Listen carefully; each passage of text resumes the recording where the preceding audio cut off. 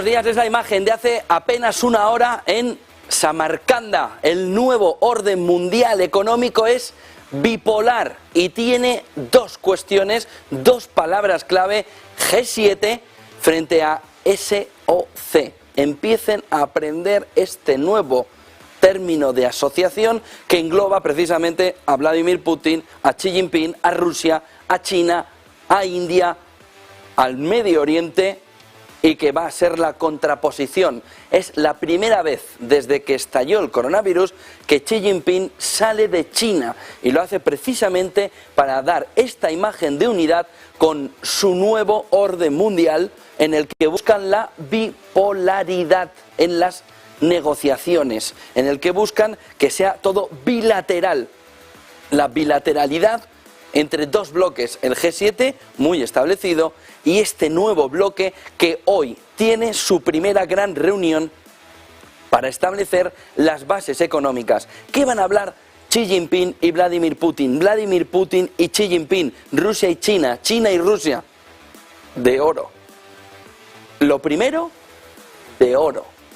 Están los bancos centrales intentando que haya una escasez con un precio muy bajo, pero China y Rusia están en Bretton Woods, boom, boom, boom, hasta que consigan establecer un nuevo modelo donde se ponga el oro como factor fundamental. Y esa es una de las claves que vamos a ver durante el día. Vamos a estar muy pendientes aquí en Negocios Televisión de esa primera reunión entre Xi y Putin, que serán unas horas, y sobre el mediodía debería haber una primera rueda de prensa para ver conclusiones. ¿Qué más se va a hablar?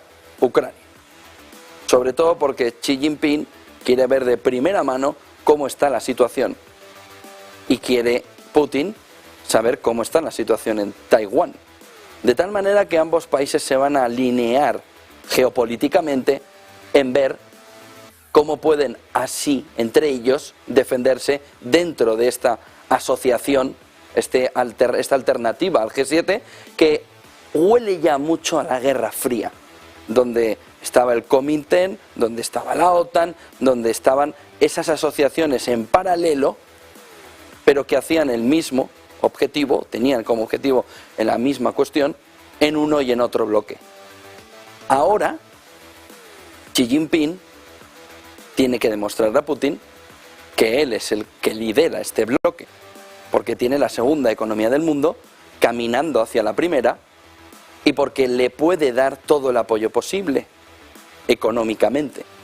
Y Putin tiene que enseñarle a Xi Jinping que es un socio fiable, que por supuesto lo es, que le va a apoyar en Taiwán, por supuesto, y que le va a apoyar económicamente al yuan, que ya está sucediendo, con un impulso, sobre todo por ese apoyo ruso a la moneda china.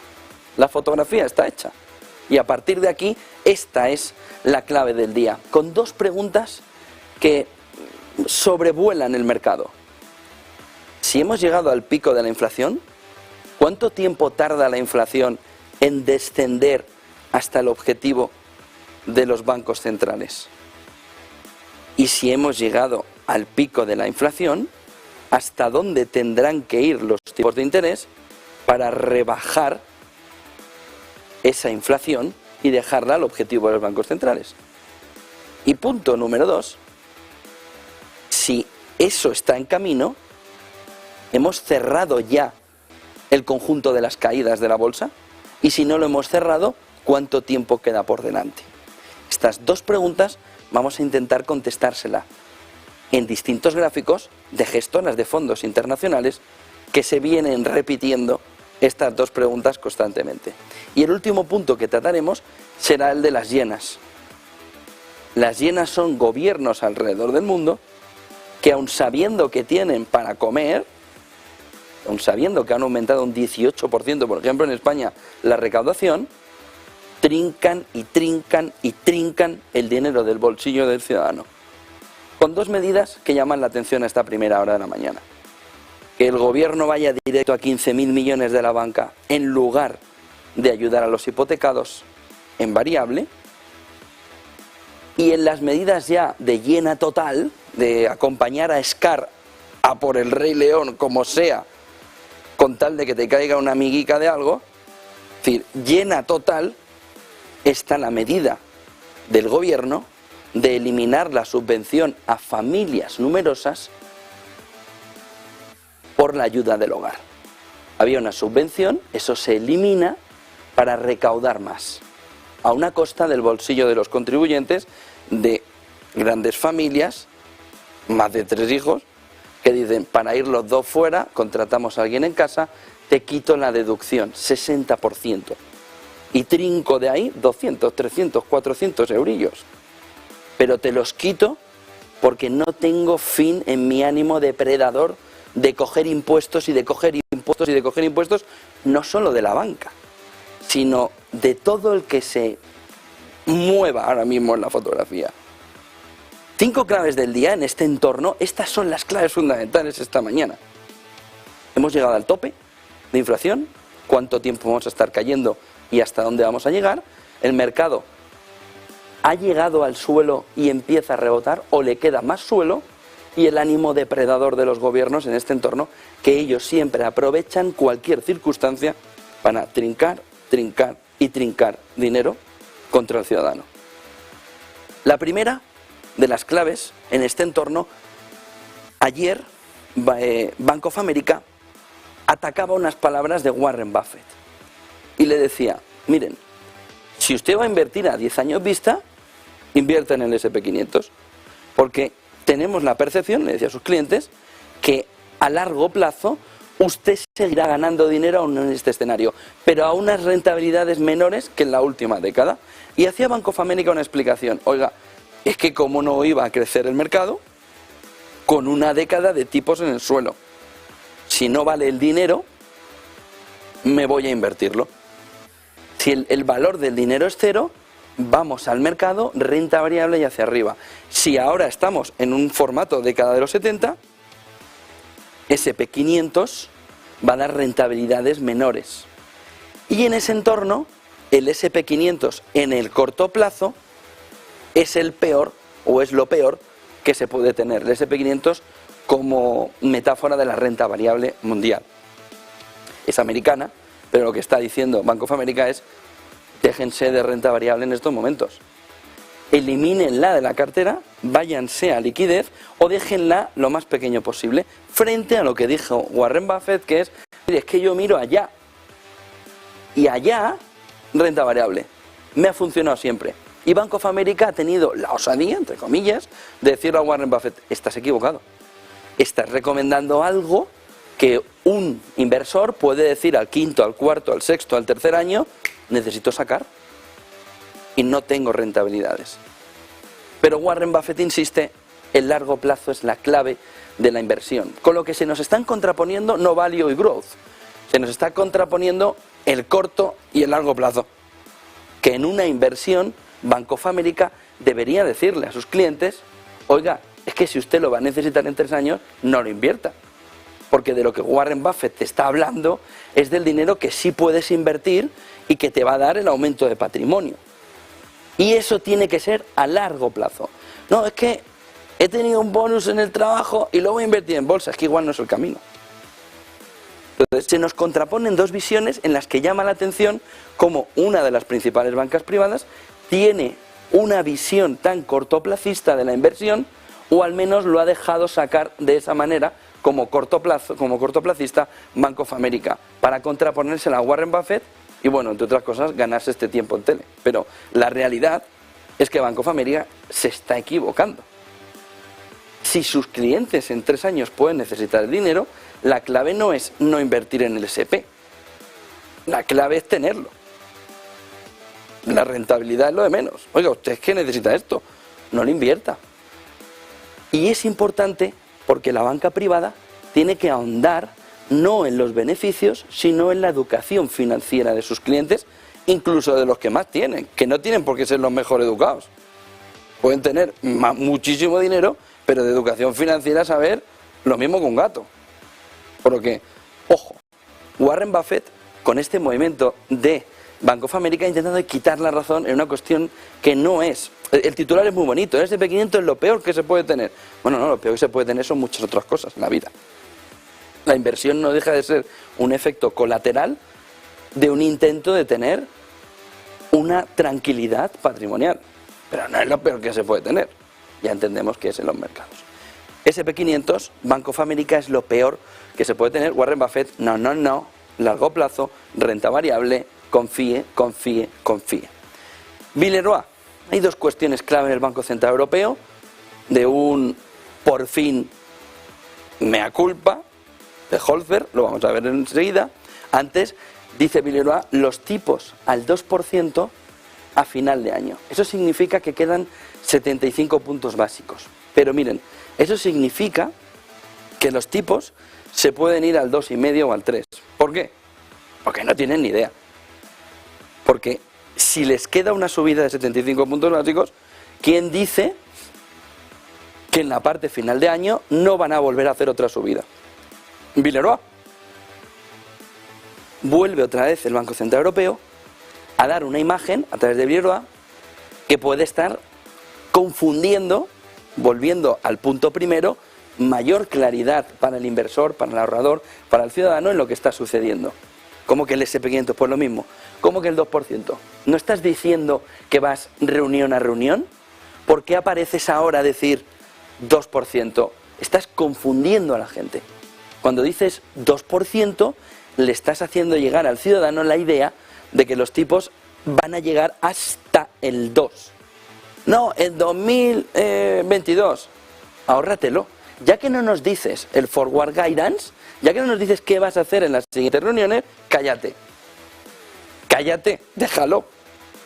Porque ya que lo cambiáis a medida que se acerca la reunión, es mejor que ya que no das un forward guidance claro de lo que vas a hacer, sino que dices 2, 5, cállate la boca. Es decir, para eso, cállate, no digas nada, porque esto confunde al inversor, confunde al ahorrador, confunde al hipotecado, confunde al ciudadano.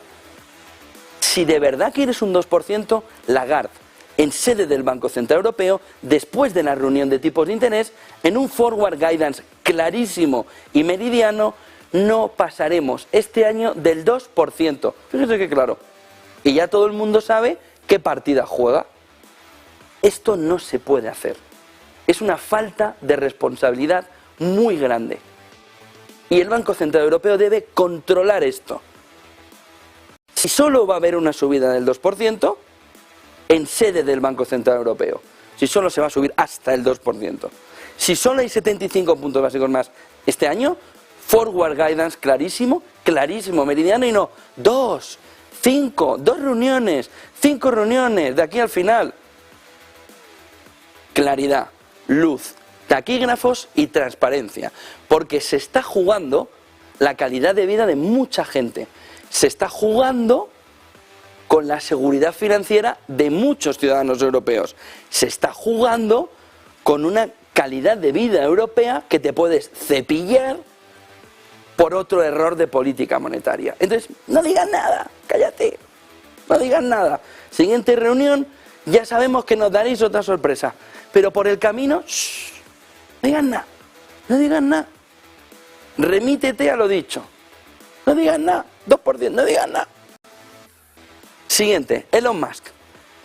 Más de bancos centrales que ahora mismo están en todas las fotografías. Dice Elon Musk, algo que ya dijo Joseph Stiglitz. Ahora mismo hay condicionantes deflacionarios que bajan los precios en la situación económica estadounidense. De tal manera que si tú sigues subiendo tipos de interés y te pasas, no, es que estamos detrás de la curva, bueno, empiezas a estar ya por delante. Y te pasas, la caída es tan fuerte que luego levantar a la economía no vas a poder. Y dice Elon Musk, oiga, baje tipos, 0,25, y ustedes ven, están todos locos aquí ya. Suben, bajan, 100, 25, sube 100, baja 25. No, es una posición de política monetaria contraria.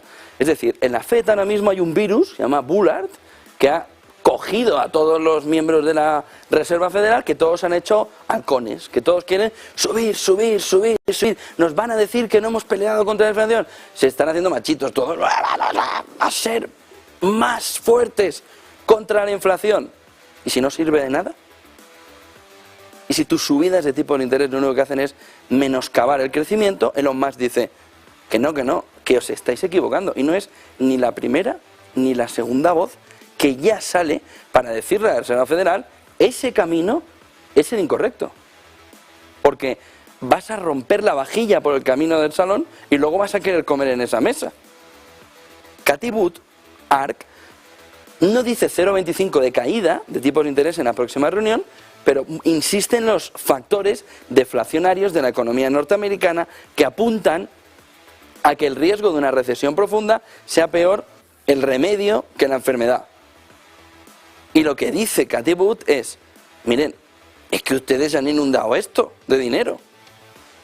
Empiecen a sacar el dinero y con la salida del dinero bajará también la inflación. Pero ustedes quieren solo, como decíamos ayer, martillear al ciudadano hasta que diga: ya no gasto. ¿Por qué? Porque no me siento ni la mano, ya no quiero ni coger la bolsa de la compra. Ojo, porque se está contraponiendo dos modelos de política monetaria en el que la Reserva Federal, al igual que el Banco Central Europeo, que ya han salido trasquilados del último año, pueden salir no trasquilados, sino lo siguiente. ¿Y lo siguiente qué es? Una moneda digital. Y ustedes a casa, a descansar.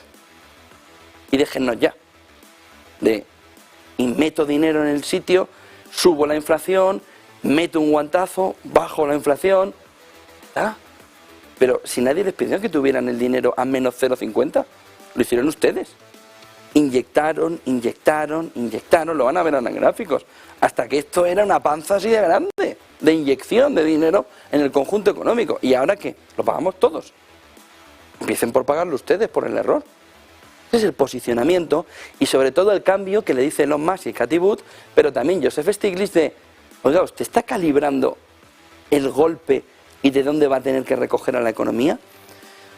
Banco de España aviva la hoguera clave que tenemos por delante, que se llama pensiones. Es una palabra tabú. Si todos los políticos juegan, cuando llegan al gobierno, al juego el tabú ¿no? Entonces, la palabra que no pueden nombrar es pensiones en este sentido, que es: oiga, que no es sostenible. Entonces ahora el Banco de España pone el dedo en la llaga y dice: oye, hay que ampliar el periodo de cálculo a 35 años, como dice el gobierno, pero que esto bajará un 8% de las pensiones. Y saca, por otro lado, dice: pero si se eligen los 29 mejores años, no bajará la pensión media un 8%, sino que se mantendrá. ¿Pero cuál es el objetivo? ¿Que bajen las pensiones porque no hay manera de pagar? Porque para dejarlas igual, que no se toque. No, es que no queremos que bajen, entonces no lo toques. No, es que queremos cambiar el modelo, poner los 29 mejores años, pero hacernos una trampica en el solitario. Hemos cambiado las pensiones. ¿Pero van a bajar el cómputo general, lo que nos gastamos en pensiones? No, porque no se ponen a otra cosa, porque pierden el tiempo en esto. Oiga, ¿cuál es el problema del sistema de pensiones? Sostenibilidad. ¿Está garantizado? Sí, no. Sí, que no. Pongan ustedes, miren 2030, vean la cantidad de gente que se jubila con el cambio de década. Vean que esa gente que se jubila, mayoritariamente las mujeres, tienen un cambio de una mayor rentabilidad de sus pensiones, de una mayor cantidad de lo que van a cobrar por pensiones frente a generaciones anteriores. ¿Por qué? Porque han trabajado más. Y vean que no se sostiene el sistema, que no hay dinero para eso. Bueno, salvo que siga Sánchez. Y entonces lo que no haya dinero para comprar el pan. Pero no hay. Entonces, ¿qué es esto? Si volvemos a la rueda de perder el tiempo diario, no nosotros, ellos, no, es que van a bajar 8%, si son 35 años, vale, pues 8% que se ahorra, vale, bueno. Si yo creo que ya todo el mundo sabe que no va a tener pensión. No, un 8%, aceptamos pulpo como animal de compañía. No, venga, pero si elegimos los 29 mejores, no. ¿Qué quedamos? ¿No queréis bajar? Y habéis comprometido con Europa que hay que reducir y hay que cambiar el modelo para que sea más sostenible. Si se va a quedar igual, no hagas nada. Hacemos otra cosa, que tienen 1000 por hacer. Pues bien, escriba. Esto es incomprensible. Esto es incomprensible. Y luego la imagen que han visto al inicio, Xi Jinping, Vladimir Putin, ya juntos, en el nuevo orden mundial alternativo que en Samarcanda se quiere dar el pistoletazo de salida. No es casualidad que la primera vez que sale Xi Jinping después del coronavirus sea para ver no solo a Putin, sino al conjunto del ECO, que es la nueva sociedad de cooperación, la Shanghai Cooperation, que quiere establecerse frente al G7. Vamos con los gráficos del día, en una jornada que viene bajista, no mucho, pero viene ya como, bueno, ayer ya nos pasamos bien recuperando algo, pero es que esto no es bueno de cogerlo, y viene hoy otra vez con bajada.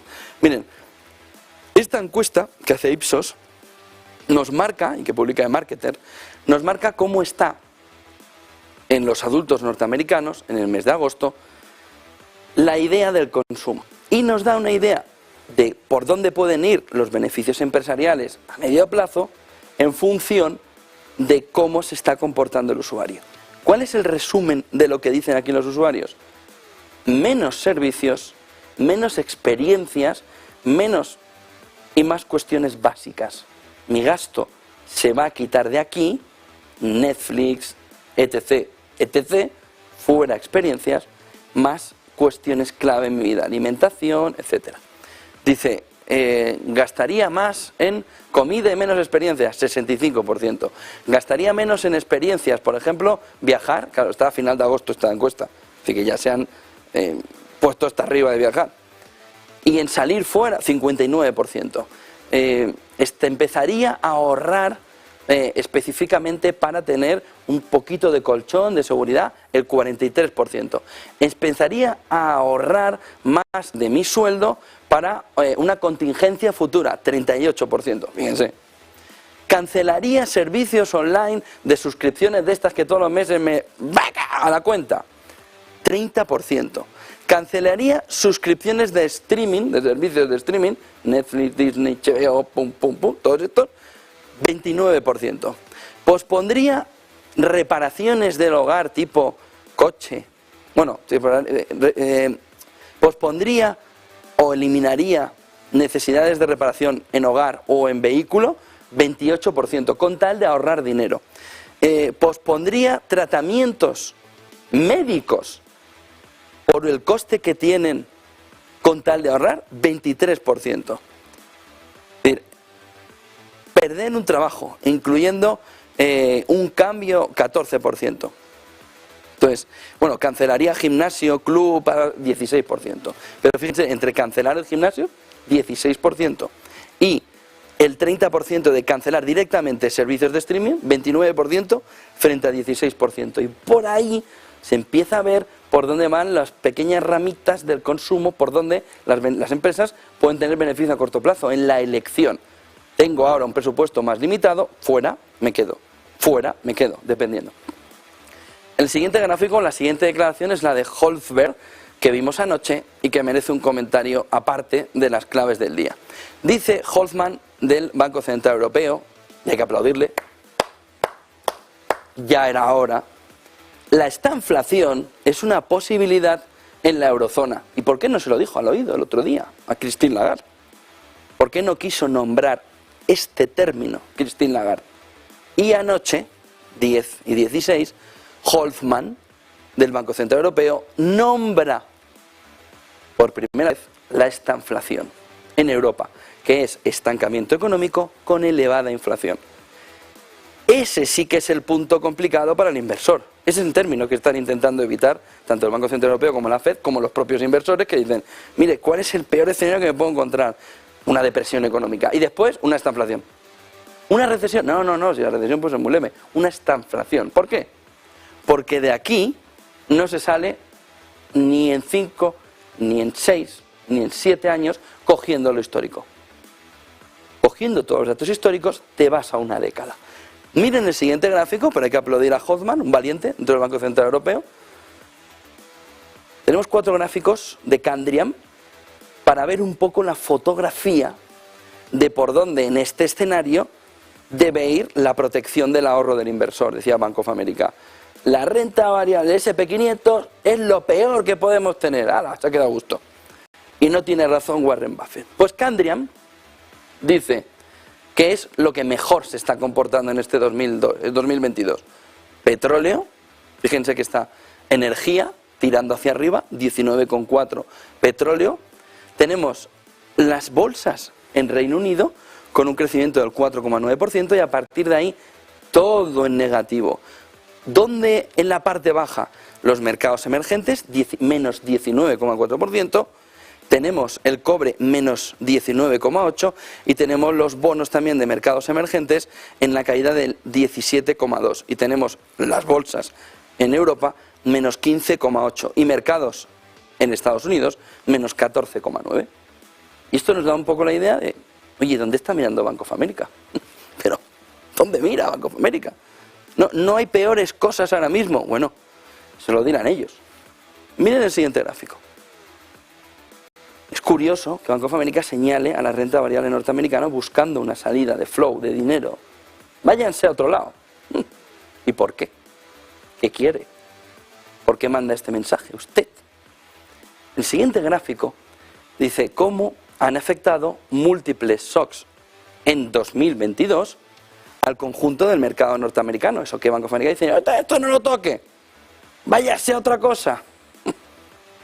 Y miren, porque Candriam marca en este gráfico una fotografía que ustedes han visto repetida muchas veces, las elecciones de midterm.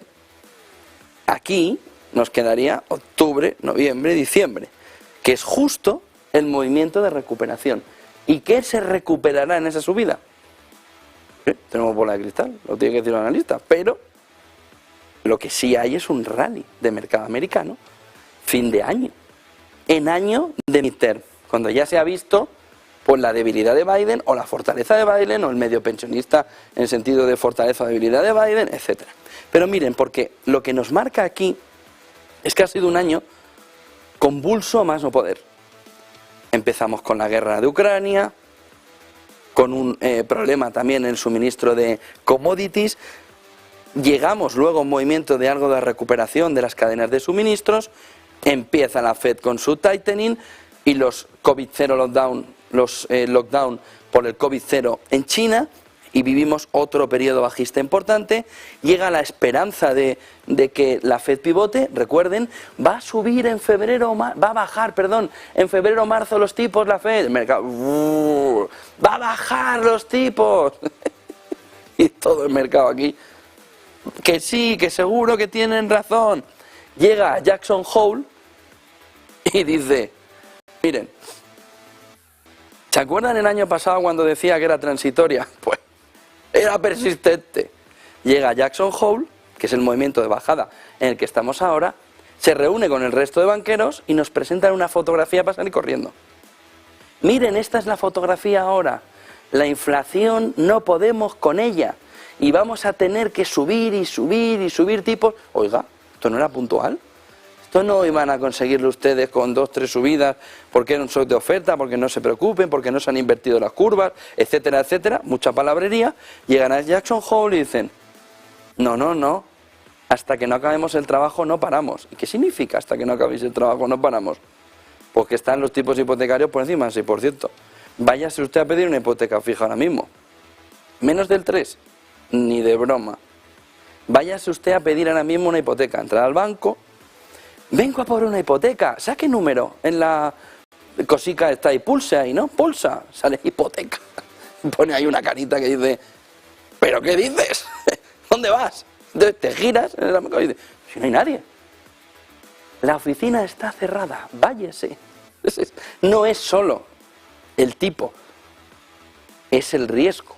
La banca, hasta que no sepa cuál es la fotografía clara ahí, coja el papelito y váyase que ya volveremos a vernos. Y ahí está el multiple shock que dice Candriam que debería o que deberíamos tener en la mirada para saber cómo está siendo el conjunto del año, que es no de la guerra de Ucrania a partir de ahí todo para abajo, sino boom, boom, boom, golpe tras golpe tras golpe, a la espera de que ya el remate de todo pueda ser que la semana que viene, ahondando en Jackson Hole, diga la Fed 100 puntos básicos. Y el mercado diga, ¿perdón? Gran parte de la caída que vivimos en la jornada antes de ayer viene por la percepción del mercado de 100 puntos básicos. Oiga, y si usted ya nos dijo que 75 puntos básicos era ¡buah! Demasiado, porque ahora cambia de opinión y mete 100 puntos básicos. Porque usted cambia de opinión cada día que se levanta. Y eso trastoca al conjunto del mercado. Fíjense que de los 4 shocks que dice Kandrian, 3 tienen relación con los bancos centrales, la poca claridad, la poca perspectiva a futuro, la poca transparencia, el poco conocimiento de si de verdad la Fed puede contra los tipos de interés, afectando al conjunto del mercado. Porque cuando la Fed ha dado la idea de que podía ser menos, cuando la Fed ha vuelto a decir que nos está pasando para abajo otra vez. Miren el siguiente gráfico, que nos marca también qué hacer un inversor en este momento tan complicado, dependiendo de que vayamos a este escenario o a este escenario. Y llama la atención en este gráfico que lo importante no es el escenario, sino que estamos perdiendo de vista los valores o las inversiones más a largo plazo, como decía Buffett, que deberían estar sí o sí en cartera a pesar del momento actual, que son o las tendencias o el marco grande, que es digital, que es farma, que es innovación y que es la transición energética. Oiga, ¿ustedes creen que a 10 años vista las inversiones en transición energética con la que tenemos liada ahora mismo no van a ser rentables? ¿De verdad lo creen? ¿Ustedes creen que después de toda la pelea contra el coronavirus, toda la parte de farma y biotecnología no va a ser clave en la lucha contra el cáncer cero? No COVID cero, el cáncer cero. ¿Ustedes creen que la parte digital no va a transformar el mundo? Que incluso para renovar, fíjense, para renovar la firma digital en España del certificado electrónico, tienes que llevar en papel el registro mercantil para que lo digitalicen. Y tú le dices al señor de la ventanilla, pero si te lo mando por mail, ¿para qué vas a imprimir eso? Si lo vas a tener que volver a digitalizar. Hay que digitalizarlo. Pero si ya está digitalizado por el propio gobierno, bueno, por el Estado. No, lo quiero en papel y lo digitalizo. ¿Ustedes se creen que esto no va a ser una inversión a futuro? Si estamos todavía en el Pleistoceno. Si va para un certificado digital, que lo que hace es ahorrar papel y te piden el papel. ¿Esto qué es? Innovación va a ser clave. Y luego, más a corto plazo, lo que dice Kandrian es soft landing. Es decir, más suavecilla la caída. Estar invertido en mercado, estar neutral en bono gubernamental, estar positivo en crédito, preferente sobre el high yield y vender dólar. Lo que está diciendo Kandrian aquí es, esta fiesta tiene que terminar con el dólar algún día. No, esto va hasta... No, nada llega hasta el cielo. Nada de los mercados llega hasta el cielo, se queda fuera. Oiga, viene con esto, fuera. Nada llega hasta el cielo. Entonces lo que dice es vender esos dólares en un soft landing, porque antes o después, y lo vimos ayer con la intervención del Banco de Japón sobre la moneda, sobre el yen, va a tener que recurrir hacia intervenir. Que es que hay un momento que ya no puede caer más. El euro puede caer a 0,80. Pues es que si cae a 0,80 es el desastre. Antes tendría que invertir e intervenir el Banco Central Europeo y los gobiernos, quien sea, pero alguien tendría que intervenir, por lo mismo con el yen. Pero si viene un hard landing, es decir, un aterrizaje forzoso, dice ultradefensiva, distribución geográfica, allocation. Muy pronto para invertir en mercado, pero preferentemente por mercados, por stocks defensivos. Estar positivos en bonos gubernamentales de crédito negativo. Diversificar, y ojo, dice oro, inversiones alternativas y cash. Y comprar dólares. Y comprar dólares. Tenemos también CHAF, pero comprar dólares frente a un soft landing que es vender dólares. Es decir, si la Fed fuerza con la subida de tipos una caída agresiva del mercado, fortalecería la moneda suya. y pelearía mejor contra la inversión. Si la Fed consigue, si la Fed consigue un soft landing, entonces su moneda estaría debilitada. Porque tal como dice Candian, pero lo está viendo el mercado, entonces habría una salida de inversiones del dólar a otros lugares. Entre ellos, mantenerse invertido en equities, mirar bonos gubernamentales y ver high yield. ¿Qué le interesa a la Fed? Porque depende de lo que le interese a la Fed con el dólar, puede estar forzando una u otra situación. Miren el último gráfico de este informe de Candian, de lo mejorcito que se ha preparado en los últimos días, en el que dice que las yields reales están hoy formando el driver fundamental, esa clave fundamental para las valoraciones del mercado. Y habla de cómo se está moviendo ese real yield con una caída del 0,95, pero el PI, el forward PI, esa valoración de PER, se estaría ya moviendo en un entorno del 15,5. Todavía un poquito lejos, pero empezando a acercarse a las valoraciones importantes para ver precio-beneficio. Miren el siguiente gráfico que nos marca de qué manera, dice Real Investment Advice, cada vez que hay una expectativa 10 años de inflación, si la comparamos con la yield americana a 10 años, vemos una correlación que ahora mismo, en el inicio de esta crisis, se había invertido. Y miren el siguiente gráfico, porque si se ha invertido, lo que tenemos también es que el balance de la Fed relacionado con ese 10 años, esa yield de 10 años norteamericana, empieza a tener una relación contraria con el balance sheet, de tal manera que podemos empezar a entender que va a haber una relación o un movimiento de la yield a 10 años que es opuesta a la disminución de la panza de la Fed. Una vez que va quitando ese balance sheet, los bonos van subiendo. Y dice, aún así, no es el comportamiento que siempre ha habido. Es decir, cuando la Fed ha estado parada, el mercado ha buscado valoraciones hacia arriba. Cuando la Fed se mueve hacia abajo, lo normal es el comportamiento también igual. Pero en este caso, y es la clave fundamental, se está viendo el comportamiento contrario. En lugar de la bajada, el movimiento hacia arriba. Miren el siguiente gráfico, que nos enseña también la correlación que empieza a haber entre ese 10 años, esa yield de 10 años, con el euro y con el yen. Y cómo es una correlación que marca una diferencia frente a lo que se había estado viendo en los últimos años, pero que nos indica cómo pueden ir correlacionados en mercado esa yield de 10 años con euro y con yen en un momento como el actual, en el que tienes que ver la fotografía de y qué va con esto.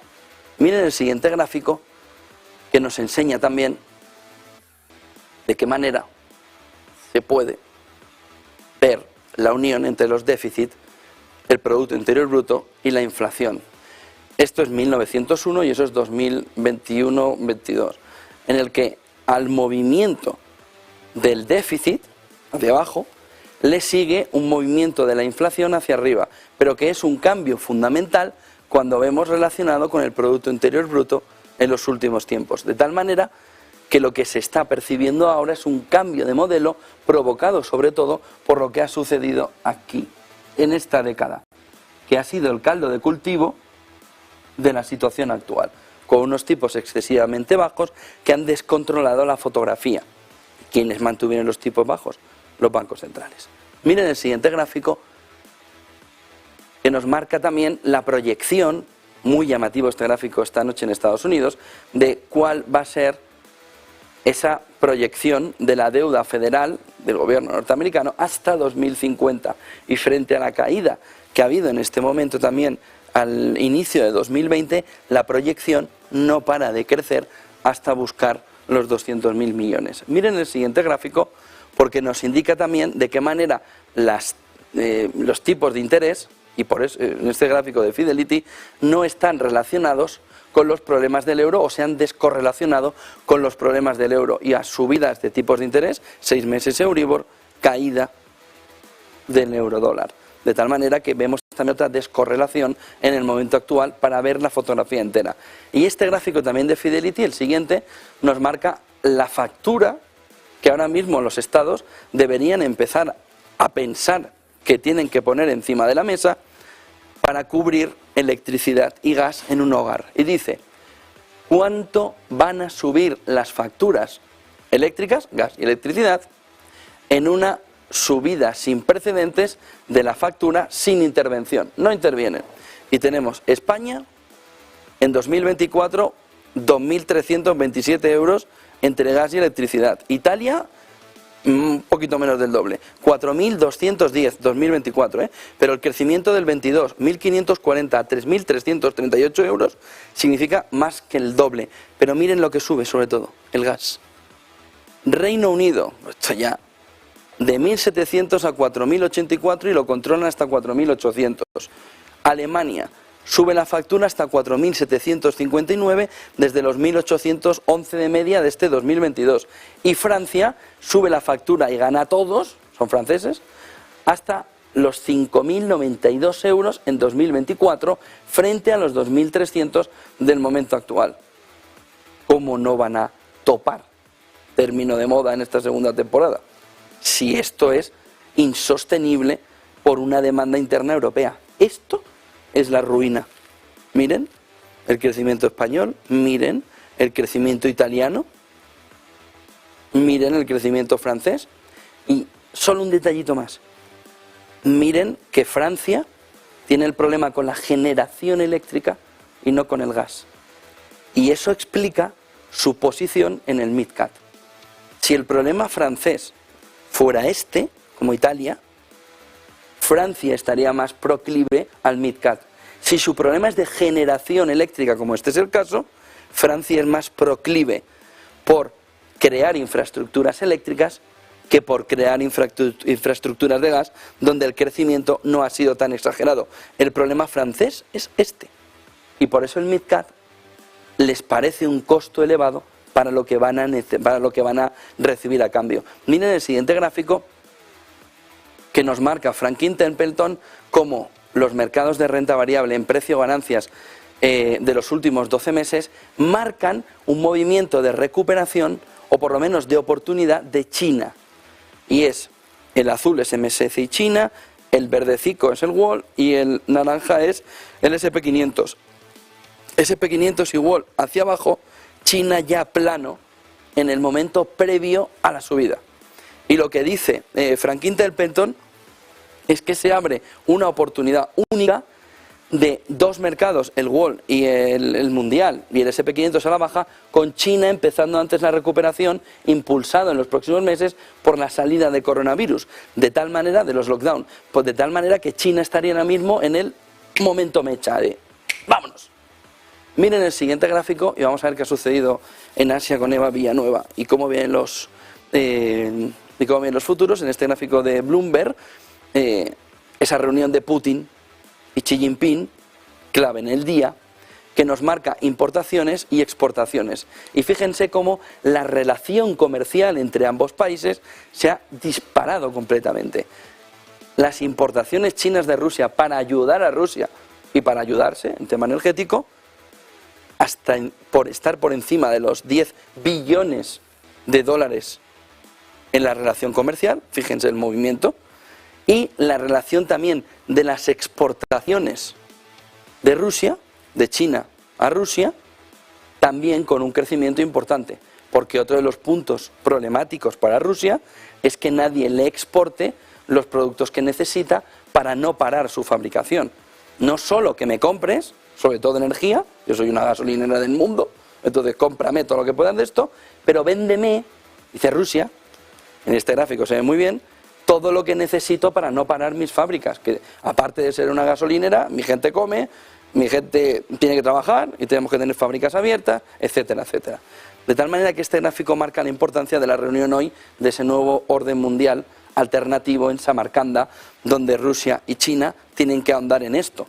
Hasta dónde puede ir la relación comercial y hasta dónde el gráfico anterior, donde veíamos esa posibilidad de crecimiento ya de la bolsa china, no viene empujado porque su relación comercial con Rusia es prioritaria y creciente. 8:45 de la mañana, esta es toda la fotografía en un mercado muy complicado.